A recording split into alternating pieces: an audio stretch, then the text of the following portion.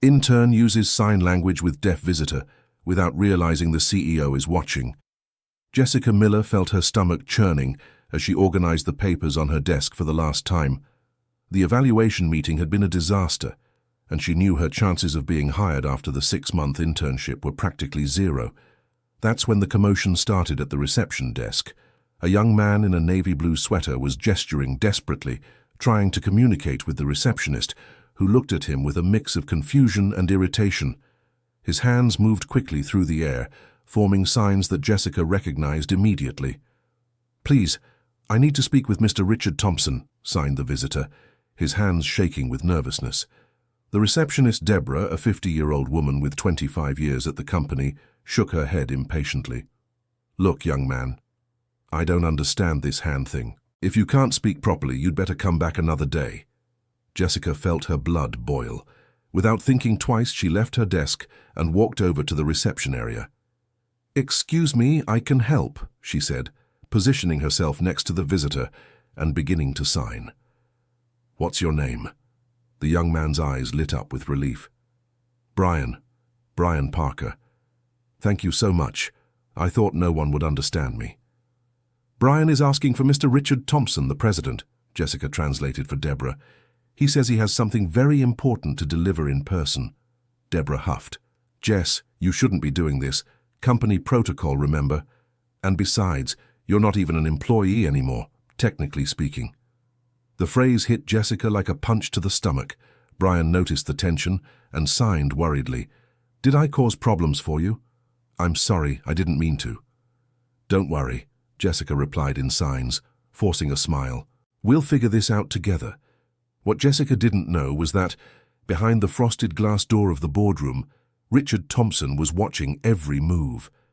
The 58-year-old CEO had built a technology empire from a small computer company in Rockford, but at that moment his hands were sweating as he watched the scene unfold. Deborah picked up the phone. "I'm going to have to call Dr. Victoria from HR. This can't turn into a mess." "Deborah, please, just 5 minutes," begged Jessica. "Let me understand what he needs." "You have other things to do. In fact, you shouldn't even be here. Your evaluation was this morning, wasn't it?" Brian noticed the growing hostility and made a move to leave, but Jessica gently held him by the arm. "Wait, please, tell me what's going on," she signed. "It's about my father," replied Brian, his hands now slower, heavy with emotion. "He passed away 3 months ago, and I found some things among his belongings that I think belong to this company. Dear listener, if you're enjoying the story, please take a moment to leave a like and especially subscribe to the channel. It really helps us who are just starting out. Now continuing. Victoria Reynolds, the HR director, appeared like a hurricane. Her high heels echoed on the marble floor, and her expression left no doubt about her mood. "Jessica Miller, what are you still doing here? And what is all this commotion about?" "Dr. Victoria, I was just trying to help Mr. Brian. He has important documents to deliver to the president." "Documents? What documents?" Victoria looked Brian up and down with disdain. "Who is this man? How did he get past security?" Jessica translated the question, and Brian took a yellowed envelope from his coat. "My father worked here many years ago. These papers were kept in a box he never let me open. Only now, after he passed, I found a letter saying I should deliver this personally to Mr. Richard." As Jessica translated, Victoria drummed her fingers impatiently. "Look here, Jessica. You've already been dismissed. You should have left at 10 this morning. And now you're here causing a commotion with some stranger. This will have consequences." "But doctor, he just wants—" "I don't want to hear it." Victoria raised her voice, attracting curious looks from passing employees. "Deborah, call security. And you, Jessica, gather your things immediately." Brian realized he was causing trouble and quickly signaled to Jessica. "I'll leave. I don't want you to have more problems because of me." "No," replied Jessica, surprising herself with her firmness. "You came here for an important reason. Your father must have had a good reason for asking this." Robert continued watching from his office, and what he saw deeply troubled him. He recognized that desperation in Brian's eyes, the same determination mixed with vulnerability he himself had felt decades ago. Security arrived in the form of 2 large, uniformed men. "What's the problem here?" asked the head of security, Mr. Frank. "This man needs to leave," said Victoria, "and this intern is being insubordinate." "Excuse me," Jessica positioned herself between Brian and the security guards. "He's not doing anything wrong. He just wants to deliver some documents." "Miss, don't make this difficult for us," said Mr. Frank. "We're going to have to ask the young man to leave." But Brian, feeling the tension, partially opened the envelope. Some old photographs slipped to the floor. Jessica bent down to pick them up and was stunned by what she saw. The photos showed a middle-aged man dressed in a janitor's uniform next to a young businessman in a very simple room. The young man, though decades younger, had features Jessica recognized immediately. It was Robert Thompson. "Brian, who is this man in the photo with Mr. Robert?" she signaled. "My father, Anthony Parker. He worked here when the company was just starting out." Jessica looked more closely at the photographs. There were at least 10 images showing Anthony and Robert in different situations, talking in a garage, examining papers together, even sharing a simple meal. "Victoria, I think you need to see this," said Jessica, showing the photos. "I'm not interested in old photos," replied Victoria. "Frank, remove this man from the premises." But before the security guards could act, a firm voice echoed through the hall. "Wait." Everyone turned to see Robert Thompson walking toward the group. The CEO was pale, his eyes fixed on the photographs Jessica held. Victoria immediately changed her tone. "Mr. Robert, I was just resolving this situation. This former intern is causing a disturbance with an unauthorized visitor." Robert ignored Victoria completely and stopped in front of Brian. To everyone's surprise, he began to sign. "You are Anthony's son?" His hands moved with some hesitation, like someone who hadn't practiced in a long time. Brian's eyes widened, shocked. "You knew my father, and you know sign language?" "Your father taught me," replied Robert, still signing. "Anthony was deaf, and when he lost his hearing completely after an accident, he continued teaching me so we could talk." Jessica was speechless. Victoria and Deborah exchanged confused looks. "Mr. Robert," Victoria tried to intervene, "I didn't know you." "There's a lot you don't know, Victoria," said Robert, alternating between speech and signs to include Brian in the conversation. "Anthony wasn't just an employee. He was my first partner, my mentor, and the reason this company exists." The hall fell completely silent. Passing employees stopped to observe the unusual scene. Robert took the photographs from Jessica's hands. "These photos, I thought it was lost forever." "Your father kept all these memories. He always spoke of you," signed Brian, "said he had a very special friend who accomplished great things, but he never told me details." "Your father had his reasons to keep it secret," replied Richard, his voice filled with emotion. "Brian, you said you have documents to give me." Brian nodded and handed over the full envelope. Richard opened it with trembling hands. Besides the photos, there were handwritten letters, old receipts, and a document that made the CEO turn even paler. Victoria, realizing something much more important was happening than she had imagined, tried to redeem herself.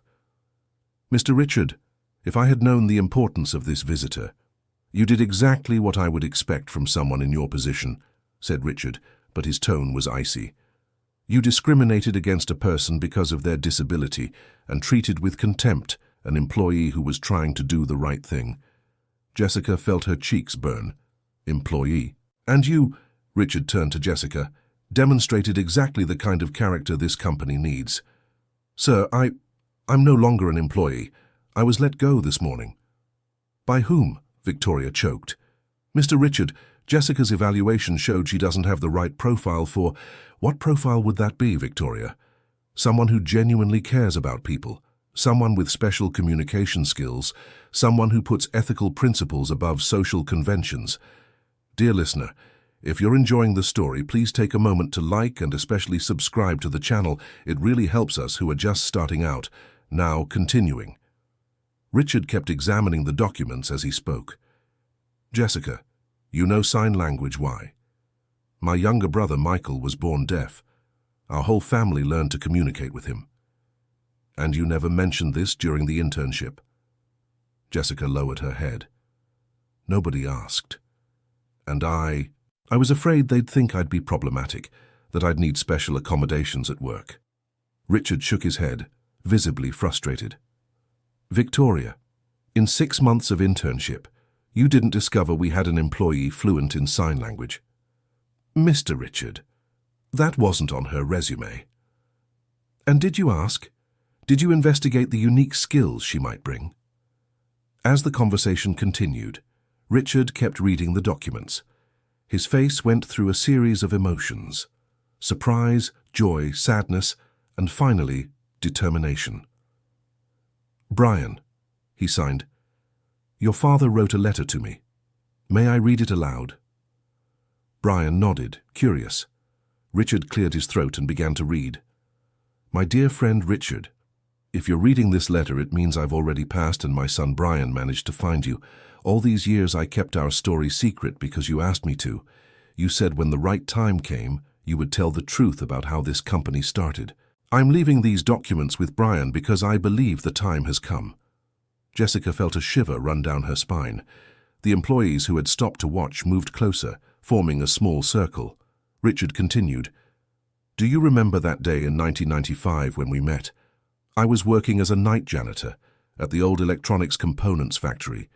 You were just a 22-year-old boy with a brilliant idea and no money to make it happen. Victoria and Deborah exchanged surprised glances. This wasn't the official version of the company's story they knew. You spent entire nights in that rented garage, trying to assemble the first computers. I saw your determination and remembered myself when I was younger, before the accident that took my hearing. We used to talk during my rounds, and you taught me about technology, while I taught you about perseverance. Brian signaled a question, and Richard translated aloud. He wants to know what accident that was. Richard paused his reading and signed directly to Brian. Your father never told you? He worked at a metalworking factory when he was young. There was an explosion. He lost his hearing completely but saved 3 co-workers. He was a hero, your father. Brian wiped tears from his eyes. Jessica, without realizing it, was also moved. Richard resumed reading. When you told me about your idea to create a technology company accessible to everyone, I saw an opportunity to do something meaningful with the savings I had gathered over the years. I had $50,000 saved, all the money I managed to save working 3 shifts. Victoria choked up. $50,000 in 1995 was a considerable amount. You didn't want to accept my money, remember? You said you barely knew me, that it was too risky, but I insisted. I said I was betting on you because I saw in your eyes the same hunger to succeed that I had when I was young. Deborah whispered to a colleague, I've never heard this story in all these years. We made a gentleman's agreement. You would use my money to start the company, and when it grew, you would pay me back with interest. We didn't make a contract because we trusted each other. You promised that if the company grew a lot, you would set aside a portion of the profits for social projects aimed at people with disabilities. Richard paused, his hands trembling slightly. Richard, this company is worth millions today. I'm not collecting the debt. I'm reminding you of the promise. Brian knows nothing about this. Use this information as you see fit. You've always been a man of your word. I trust you to do the right thing. The silence that followed was broken only by the sound of the air conditioning. Everyone present absorbed the magnitude of what they had just heard. Brian signed quickly, and Richard translated, He's saying he didn't know anything about this, that his father never mentioned lending money. Your father was a very proud man, Richard replied in signs. He made me promise to keep it secret until he himself decided to tell, or until now. Jessica wiped the tears that had begun to stream down her face. She thought of her own father, who worked as a bricklayer, and always said that the only inheritance he could leave his children would be a good education and good character. Victoria, realizing she was witnessing something historic, tried to take control of the situation. Mr. Richard, perhaps it would be better to continue this conversation in your office with more privacy. No, Richard said firmly. This conversation needs to happen here in front of everyone. For years I've created an image of a self-made man, the businessman who built everything alone. But the truth is that without Anthony, without his generosity and trust, none of this would exist. He turned to the employees who had gathered. All of you work at a company that was born from the kindness and faith of a deaf man who believed in an inexperienced boy. And today, you witness that same kindness being repeated, he looked at Jessica, by a young woman who put compassion above her own professional safety. Brian tugged on Jessica's sleeve and signed something urgent. "What is he saying?" asked Richard.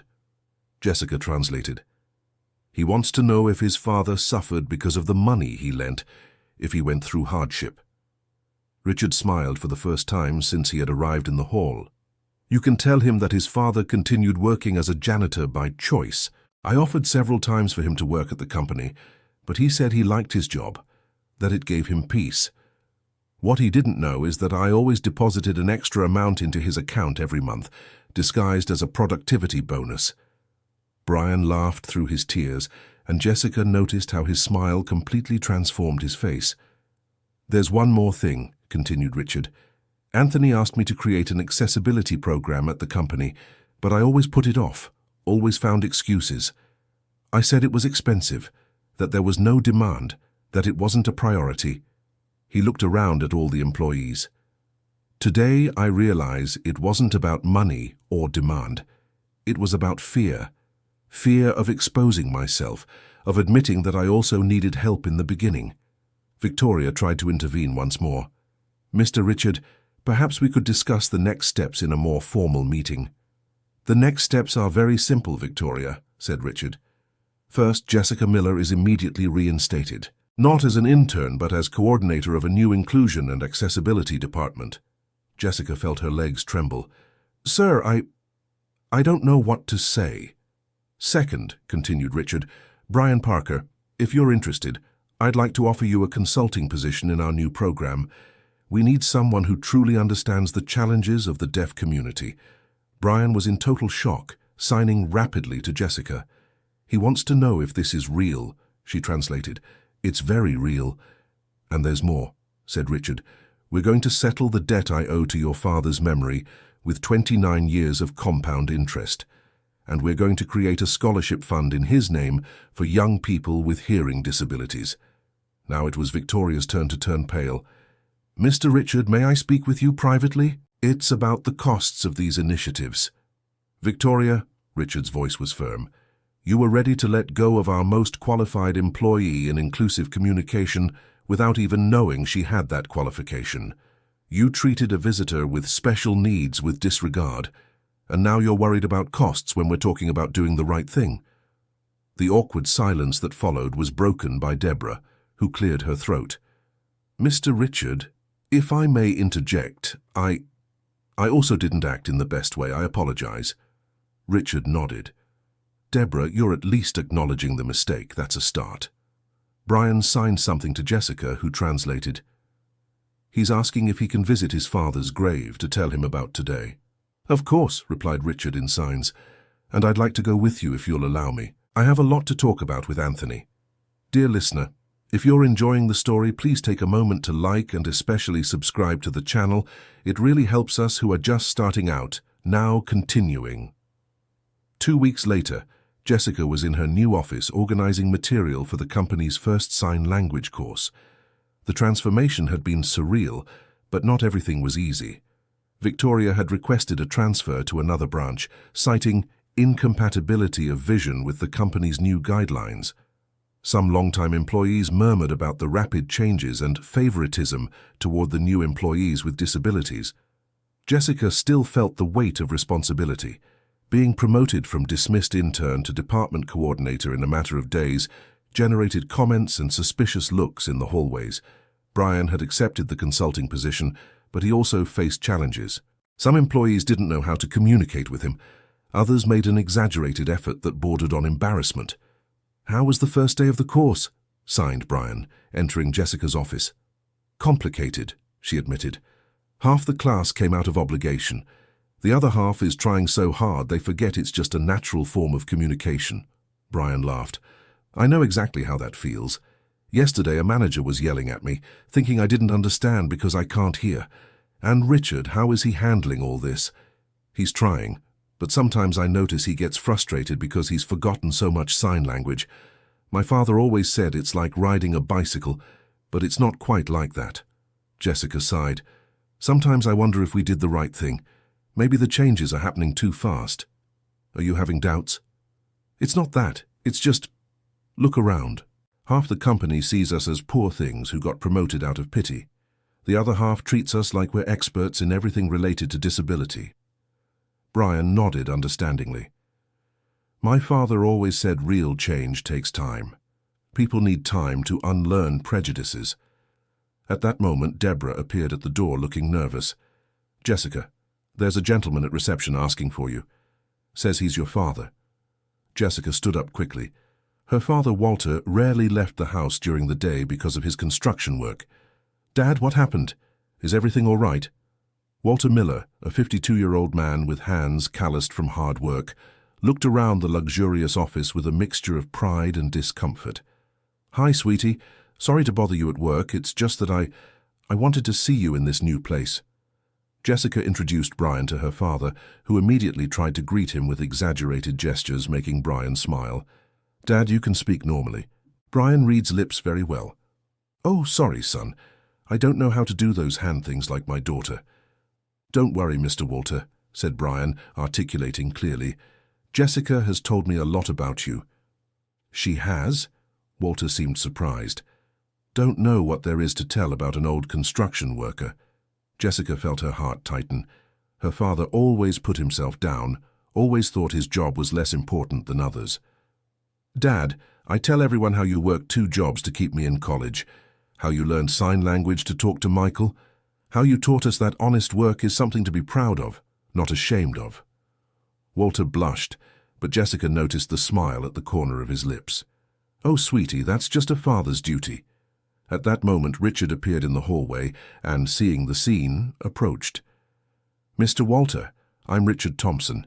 Your daughter has told me so much about you. Walter was clearly intimidated, wiping his hands on his shirt before greeting the CEO. Mr. Richard, sorry to have come and bothered you. Bothered? You're honoring our company with your visit. Richard turned to Jessica.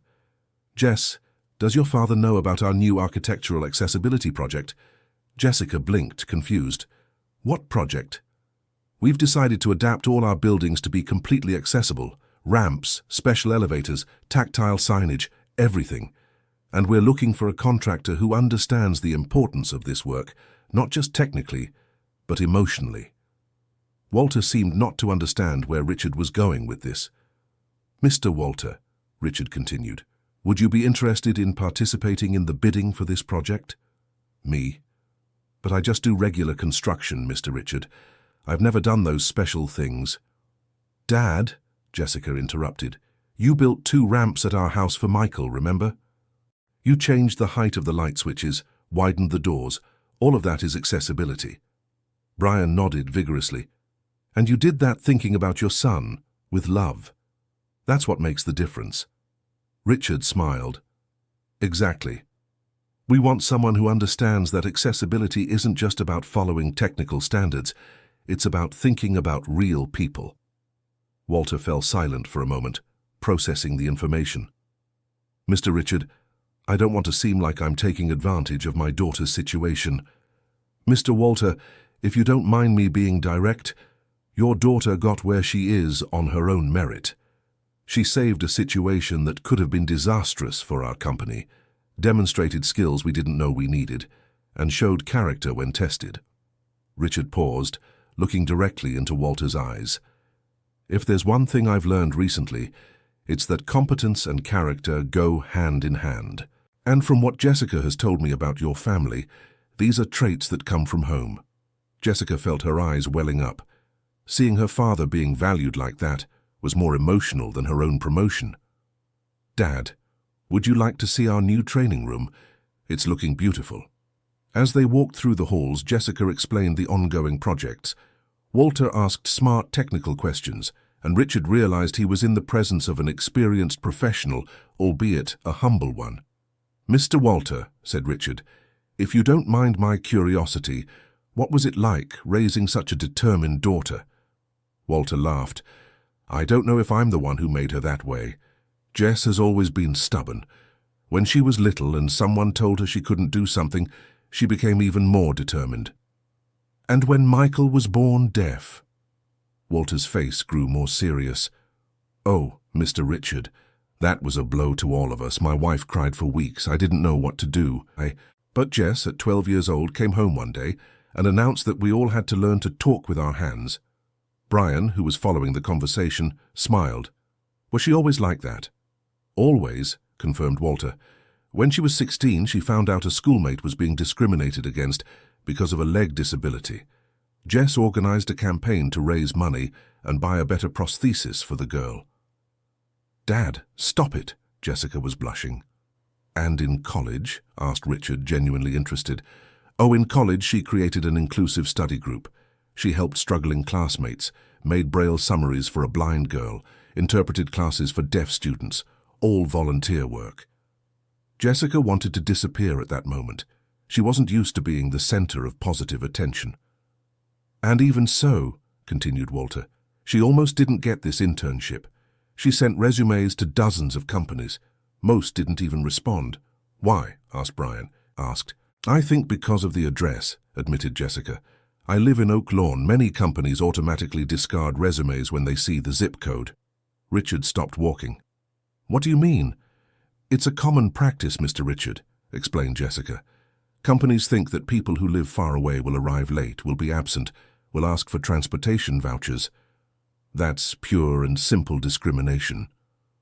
Yeah, but it happens, said Walter. Jess took 2 buses and a train every day to get here.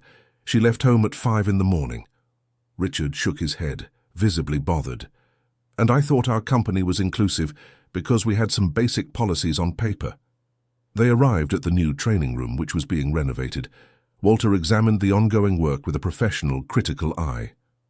This ramp here isn't at the right slope, he commented. It's going to be too steep for wheelchairs. The construction foreman, who was supervising the work, approached defensively. It's within technical standards, sir. Technical standards are the minimum, replied Walter. But have you ever tried going up a ramp like this in a wheelchair? The foreman was left speechless. Brian signaled something to Jessica, who translated, Brian is saying your father is right. The slope is too steep. Richard watched the interaction with growing interest. I was seeing exactly the type of sensitivity I was looking for the project. Mr. Walter, would you be willing to do a quick consultation here? Review all the accessibility points of the renovation? Of course, Mr. Richard, but I won't charge anything for it. Dad, Jessica intervened, your time and knowledge have value. You don't need to work for free. Richard agreed. Jessica is right, and besides, I'm thinking of something bigger. They gathered at the meeting table in the training room. Richard opened a folder with blueprints and plans. I have 5 commercial buildings scattered throughout Chicago. They all need accessibility adaptations. It's at least a 2-year project. Walter flipped through the plans with growing interest. This is work for a big company, Mr. Richard. I only have a small team. What if we could help you expand the team? With specialized training, certifications, equipment. Jessica and Brian exchanged surprised looks. Mr. Richard, said Jessica, are you serious? Completely serious. I'm proposing a partnership. Your company, Mr. Walter, would specialize in accessible construction. We provide the first big contracts, help with certifications and training, and you build the expertise. Walter was silent for a long moment.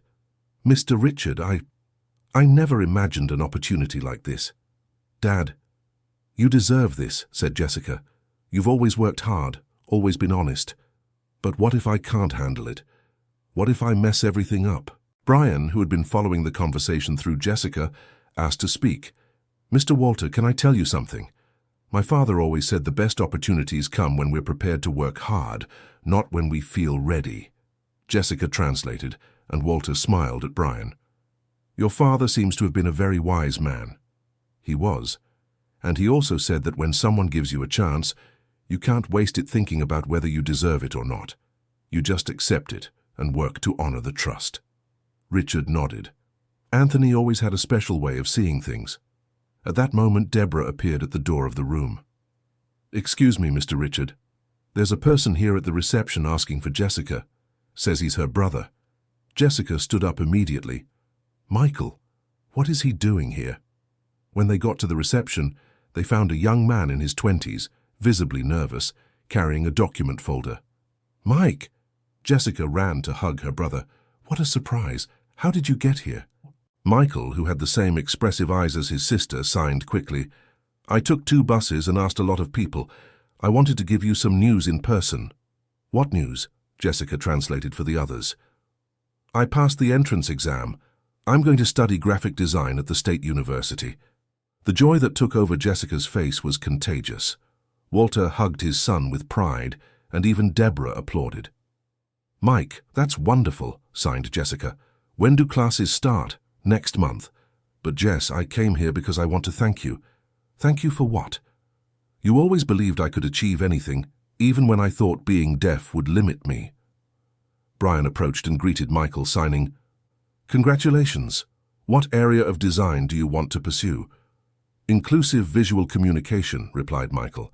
"I want to create materials that are accessible for people with different types of disabilities." Richard, who had been following the conversation through Jessica's translations, approached. "Michael, can I ask you a question? Have you thought about an internship? I haven't even started college yet, but when the time comes, would you like to consider our company? We're creating an inclusive communications department and would need someone with your perspective." Michael was shocked. "Are you serious, sir?" "Completely.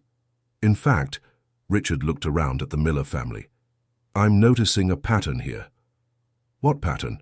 asked Walter. "A family that sees opportunities where others see obstacles. That treats differences as resources, not as problems." Jessica felt a wave of emotion. Seeing her family being valued in that way was surreal. "Mr. Richard," she said, "sometimes I still can't believe all of this is happening." "Jessica, can I tell you a secret?" Richard gestured to include Brian and Michael. "During all these years building this company, I always knew something was missing. I knew we had technology, resources, structure, but we lacked soul." He paused, looking at each member of the Miller family. "You brought back the soul this company lost along the way, the real human connection, the genuine care for one another." Brian signaled something to Jessica, who translated, "Brian wants to know if we can visit Father's grave today. He says he wants to tell him about everything that's happening." "Of course," said Richard. "In fact, I would very much like to come along if you'll allow me." An hour later, a small group gathered at Graceland Cemetery in Southside Chicago. Anthony Parker's grave was simple but well kept, with fresh flowers that Brian brought every week. Richard knelt before the headstone and began to speak, alternating between voice and signs so everyone could follow. "Hello, old friend. Forgive me for taking so long to come here. I got lost along the way. I forgot the important things you taught me." Brian knelt beside Richard, signaling, "Father, I brought your friend to meet you, and I brought special people too." Jessica, Michael, and Walter stood respectfully behind the 2 men. "Anthony," Richard continued, "your son is exactly as you described him in your letters, determined, kind, courageous, and he found people who also have those qualities." Richard told them about Jessica, about how she risked her job to help a stranger. He talked about Walter, about his dedication to his family and his honest work. He mentioned Michael and his plans to create more inclusive communication. "You know what I discovered, Anthony? The lesson you tried to teach me 29 years ago. That real success doesn't come from how much money you accumulate, but from how many lives you positively touch." Brian wiped away tears and signaled, "Father, I think you would really like these people. They are how you always said people should be." Michael, who had been quiet until then, asked for permission to speak. "Mr. Anthony, I didn't have the chance to meet you, but I want to say thank you for raising Brian, who is helping me believe I can achieve my dreams, and for helping Mr. Richard build a company that is now giving opportunities to my family." Jessica stepped forward and placed a hand on Brian's shoulder. "And I want to promise that we will take care of the legacy you left. We will make sure your story is told, that other people know that differences can unite, not divide." Walter, uncomfortable with public displays of emotion but clearly moved, said simply, "Thank you, Mr. Anthony, for raising such a good son, and for helping a man who is now helping my family." When they got up to leave, Richard turned to the group. You know what we're going to do? We're going to create a memorial for Anthony at the company. Not a formal cold plaque, but a space where people can learn about inclusion, about second chances, about believing in each other. That's a beautiful idea, said Jessica. And there's more, Richard continued. Brian, Michael, would you like to help design this space? We want it to be a place that truly represents the values that Anthony stood for. Brian and Michael exchanged emotional glances and nodded vigorously.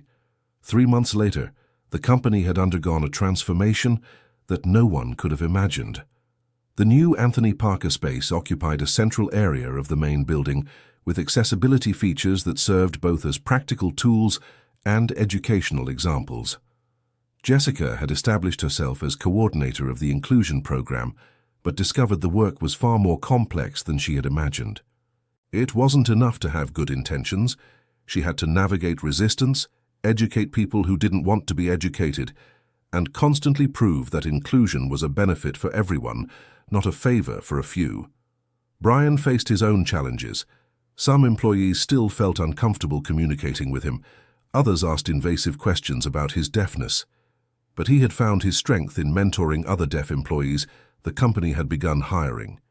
Michael was thriving in his first semester of college and already worked part-time creating inclusive visual materials for the company. His youth and fresh perspective brought ideas that impressed even the most experienced designers.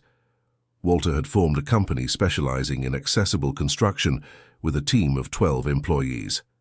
The first project, renovating the company's buildings, became a model that other organizations began seeking to copy. But not everything was smooth sailing. On a Thursday morning, Jessica arrived at the office and found a tense situation at the reception. A group of 5 new deaf employees was clearly frustrated, trying to communicate with long-time employees who seemed impatient and embarrassed. "What's happening here?" asked Jessica, immediately beginning to sign. One of the new employees, Brittany, signed rapidly. "We've been trying to understand the document protocol system for an hour. Nobody can explain it properly, and everyone sends us to someone else."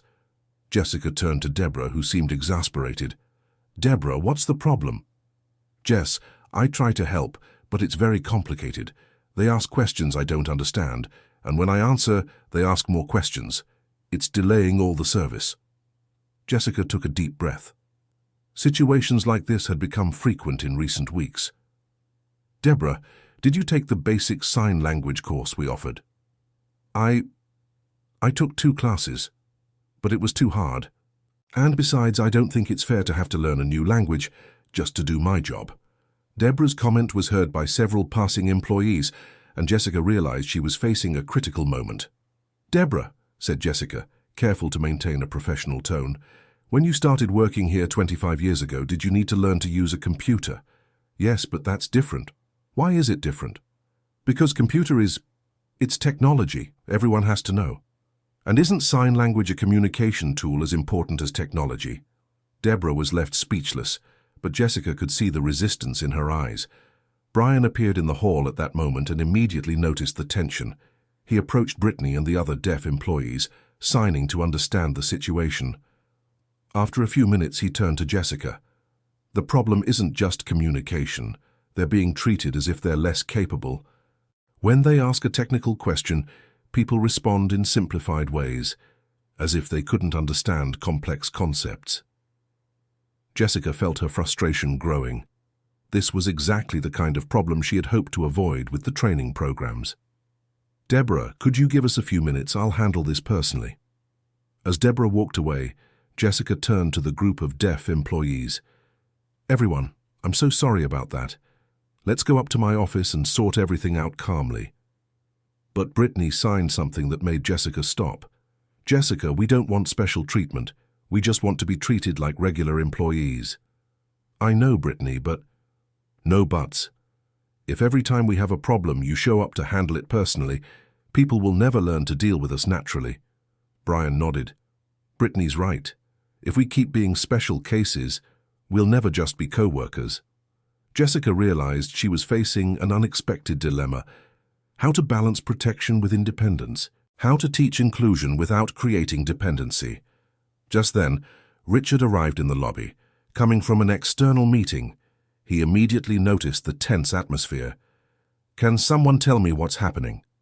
Jessica explained the situation, also translating Brittany's comments about not wanting special treatment. Richard listened quietly, then addressed the group of deaf employees directly. "You're absolutely right," he said, signing simultaneously.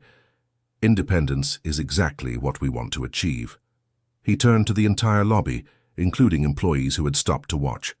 "Everyone, may I have your attention for a moment?" Gradually, a group of about 20 employees gathered. "We're facing a problem that's common in change processes," said Richard. "Some of you feel you're being forced to adapt. Others feel you're being treated as special cases. Both groups are right." There were some confused murmurs. "The truth is that real change is uncomfortable for everyone. For those learning sign language, it's hard work and sometimes frustrating. For our deaf employees, it's frustrating to constantly educate others about their needs." Brittany signed something, and Jessica translated. "She wants to know if there's a solution, or if it will always be like this." "There is a solution," said Richard, "but it requires patience and effort from everyone." He paused, looking around the group. "Starting today, we'll implement a buddy system. Each deaf employee will be paired with an experienced hearing employee, not for babysitting but for real partnership.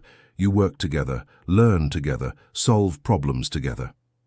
Deborah hesitantly raised her hand. "Mr. Richard, what if someone doesn't feel comfortable with this partnership?" "Deborah, that's a fair question," Richard replied. "If someone truly can't adapt to the inclusive environment we're building, we'll help that person find a position better suited to their profile." The following silence was tense. Everyone understood Richard was serious about structural changes. Brian asked to speak. "Can I say something? I don't want anyone to feel forced to like me or make an effort to talk to me, but I want the chance to show I can contribute as much as anyone else." Brittany nodded and signed. "And we want the chance to make mistakes and succeed like any new employee, without our deafness always being the first thing people think about us." An employee named Sarah, whom Jessica recognized from the finance department, spoke up. "Can I ask a question? Not to be difficult, just out of curiosity. How do you handle meetings and phone calls?" Brian smiled. "Same question you'd ask an employee who doesn't speak English but needs to join an international meeting. You adapt. Use interpreters when needed, use technology, find ways." "And phone calls?" "Video calls, text messages, email. Or I ask a colleague to make the call if it's urgent. Just like you would if you'd lost your voice." Sarah nodded, seeming satisfied with the answer. Another employee, Robert from the technical department, raised his hand. "What if I want to learn sign language but I'm really slow? I'm 48 years old. I don't learn new things easily." Michael, who had arrived for his afternoon shift, heard the question and asked to respond. "Mr. Robert, can I share something? My father is 52 years old and learned sign language when I was a baby. He always says it was one of the hardest things he ever did, but also one of the most important." "How did he manage?" "By practicing a little bit every day. First, he learned the most important words. I love you. I'm proud of you. Do you need help?" The rest came naturally. Jessica noticed the atmosphere in the room had changed. The questions were no longer defensive, but genuinely curious. "Folks," she said, "how about we organize informal practice groups? Not formal mandatory classes, but people who want to learn meeting up with people who can teach." The idea was met with general interest. Richard smiled. "Perfect. Jessica, can you organize this?" "Of course. And what if we also created a group where deaf employees can practice written communication and lip reading with those who have the patience to teach?" Brittany signaled enthusiastically, "I would love that. I want to improve my written communication." Deborah, who had stayed quiet during the whole discussion, finally spoke up. Can I try again? The sign language course? Maybe with more patience this time." Brian approached her. "Deborah, can I be your practice partner? I promise to be patient if you promise to be too." Deborah smiled for the first time in the entire conversation. "Deal." 6 months later, the transformation at the company had become a case study Other organizations sent representatives to learn about the inclusion program. Universities asked to use the company as an example in research, and specialized media published articles about the Anthony Parker method. But for Jessica, the real measure of success was in the small everyday moments. Seeing Deborah signing good morning to Brian spontaneously, watching Robert explaining a technical concept to Brittany using a mix of signs and drawings, observing Michael guiding older employees on inclusive visual communication. Walter had expanded his company to 15 employees and was working on accessibility projects throughout the city. More importantly, he had become a reference in the industry, being consulted by other contractors who wanted to learn about inclusive construction. One Friday afternoon, Jessica was in her office organizing reports when Brian entered with a strange expression on his face. "Jess, I need to tell you something," he signed. "What is it? Did something happen?" "I received a job offer from another company." Jessica felt her stomach drop. "What? But aren't you happy here?" "I'm very happy. It's an offer I didn't expect." Brian sat down in front of Jessica's desk. "It's an international company specialized in assistive technologies. They want me to coordinate their American department." "Brian, that's amazing. It's a once-in-a-lifetime opportunity." But even as she said it, Jessica felt like she was losing a brother. "That's why I need to talk to you. I don't know what to do." "What do you mean you don't know?" "It's a professional growth opportunity that might not come again." Brian shook his head. "Jess, they offered me this position because they saw the work we developed here. Our inclusion program became a reference because we worked together."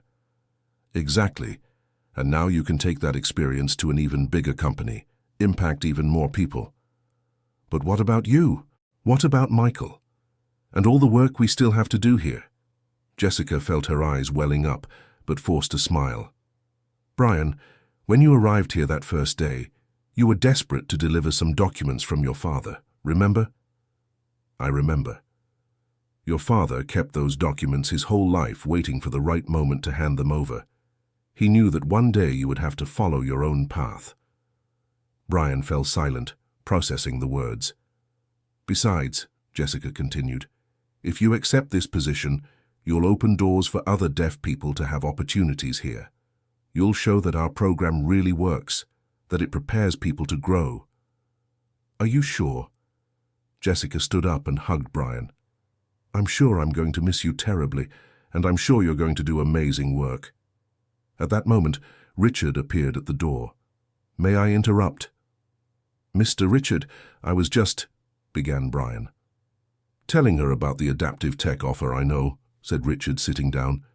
"They called me asking for your references." Brian was surprised. "And you knew?" "I knew, and I gave the best reference I could give. I told them you're the most dedicated and talented professional I've met in years." "But Mr. Richard—" "Brian, can I tell you a secret?" Richard leaned forward. "When your father helped me start this company, he didn't do it to keep me dependent on him. He did it to give me wings to fly." Richard paused, looking directly into Brian's eyes. "If I tried to hold you back here when you have a better opportunity, I would be dishonoring your father's memory." Brian wiped the tears that had started to flow. "But you all are my family now." "And family is forever," said Jessica. "No matter where you're working." Richard nodded. "Besides, we expect you to continue being our special consultant.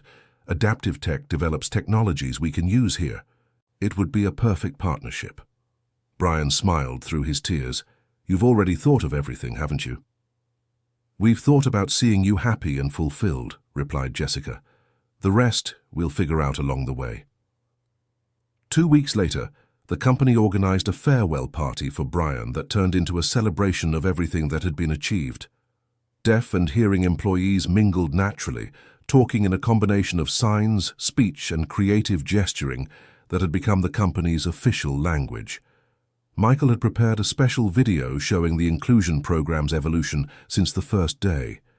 The footage showed moments of tension, but also of discovery, growth, and genuine friendship.